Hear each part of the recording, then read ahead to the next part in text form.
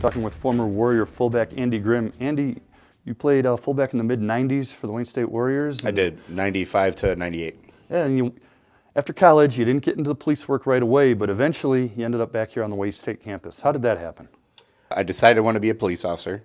I was living in Portland, Oregon at the time, but because I'd gone to college here, most of my friends were here. My family's kind of all over the country, so came back, went to the Oakland Police Academy, and graduated from the academy, and 5 weeks later, I was working here.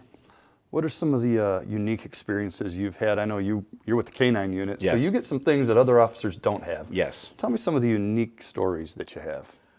Well, funny thing about that is people ask me this all the time, like, what's your craziest story? And to be honest with you, I forget about 90% of them until somebody else reminds me that we actually did that. But there's one that sticks out in my mind. I had my partner. I had just taken him over by Trumbull in 94. And I had suited him up to go do a track for the commercial auto theft team for DPD. When I heard over the radio there were two cars driving westbound on 94 shooting at each other. So we got involved in that chase. So it was rush hour. It was right about 4:50. So I'm chasing a car, weaving in and out of rush hour traffic on 94 while he's shooting at someone else and they're shooting back at him. We ended up chasing him for about 17 minutes, I think the chase was. The car that I was chasing was taken in a carjacking. It was a RA Uta vehicle. So we ended up in Southwest. The kid bailed from the vehicle. By the time he bailed, because the chase was so long, we had MSP, Border Patrol, Wayne State, DPD's commercial auto theft unit, just all kinds of law enforcement, in the pursuit. Anyway, so really long story short, that was my canine's first catch. My current canine's first catch was right there. That right there explains that whatever stereotype there might be about a university public safety department. No, you guys are police officers and you're not just writing tickets to people who didn't have their parking permit out. No. Well, I'll put it to you like this. I live in Allen Park, and so I talk to some of their officers sometimes, and whenever I meet up with them or just any of my friends in law enforcement, really, unless they're in some really specialized unit, most of them want to know like what I've been doing, because those are the exciting stories. And this campus, you've seen presidents and other dignitaries come to campus. You've been involved in some of that. What are some of the best memories you have from people like those? Okay, this is kind of a funny, strange memory. When you work with the Secret Service has one objective, and that is they're taking care of their principal, whether it be the president, the first lady, whoever, okay? So they were doing a Democratic type fundraiser where they were doing speeches and stuff like that. Anyway, Bill Clinton was the speaker that day, and it was over at Mathi. So right about an hour and a half after everything got started, former President Clinton was scheduled to arrive. So myself and the head Secret Service agent that was running the whole show were at one end of the Mathi complex, and we had to get to the other end to get former President Clinton into the building.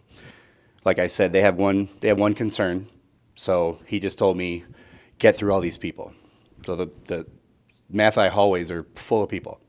And right in front of me, there's a lady about this tall, blonde hair, thin, standing right in the middle of the hallway. She's surrounded by a bunch of, it looks like students and like 20-somethings, maybe max, okay? But there's probably about 50 of them, and they're just jamming up the whole hallway. So I'm coming along. This guy's right behind me, and he's just like, move him. So anyway, I walk up behind this lady. I put my hand on her shoulder, and I just moved her out of the way. I said, move. Push her out of the way. Everybody moved. Well, as soon as I got her about here, I realized that was Jennifer Granholm. So that was one of our funny stories from them. That worked out okay, though. Oh, yeah. He didn't care either. The Secret Service guy just kept pushing her. Talk about, as a former athlete, compare being on the force to being on a football team as far as you've got a chief, you had a coach, you've got teammates, you've got officers that you work with. How is it similar? How is it different? Well, it's different than if you don't do your job, somebody could be dead. So that's pretty much the main difference. But other than that, there's it's mostly similar. You know what I mean? You have a whole bunch of different personalities. You have a common goal. You have a chief or your coach, you know, that is telling you something, whether you agree with it or not. You're going to do it because that's your job. So yeah, there's a lot in common. We have a really good chief. He's fun to work for. I mean, the whole reason our canine unit's here is because of him, because he wanted a canine unit. So You haven't been a football player in a long time, but Yes. you're a competitive athlete still. Powerlifting, how did that happen? I've lifted weights since I was about 13 years old. When I was 34, I'm 39 now. When I was about 34, I just decided I thought I'd give it a shot. And I did. I gave it a shot, and I ended up being pretty good at it. So All right, so anyone watching wants to know, how much can you bench? 500. That's a lot of weight. Does that ever come into play in your daily work? You know, believe it or not, it really does. It doesn't come into play from a standpoint of me having to use any physical force. It really comes into play from when a lot of times perps will see me and decide not to fight. So that, I mean, you know, I always tell my wife, because she's like, you don't need to get any bigger. I say, well, you know, the funny thing is this actually keeps me and everybody else around me safer at work. Last question, think back on your athletic career here and just what it meant to you and what that had to do as a factor in keeping you around this campus for so long.